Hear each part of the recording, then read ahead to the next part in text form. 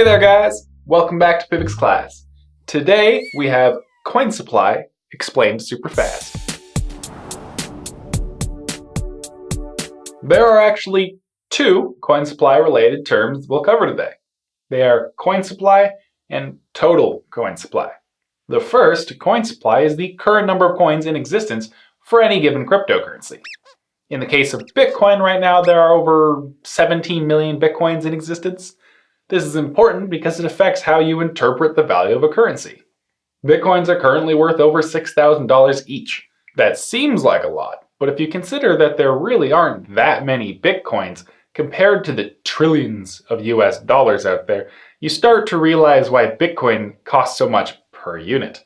Cryptocurrencies with much larger coin supplies like Ripple have far lower prices per coin, but the whole of the currency is still worth quite a bit.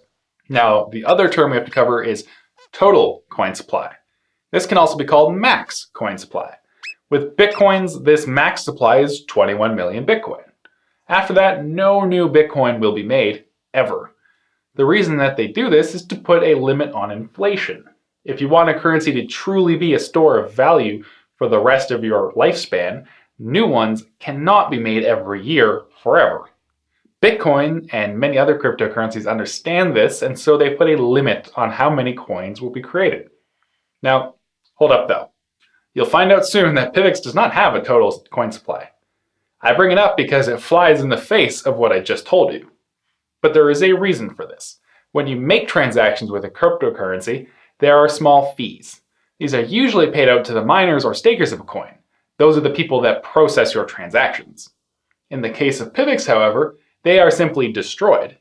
If PIVX stopped creating new coins, there would be nothing to pay the stakers with. That means that the network would stop running. With PIVX, the end goal is to find some balance between the amount of coins created and destroyed. This information is important when analyzing coins based on their choices of total coin supply, and how those choices will affect the value of your holdings. Knowing all of this, you can properly judge the decisions of a given coin. And that's it. That's coin supply and total coin supply.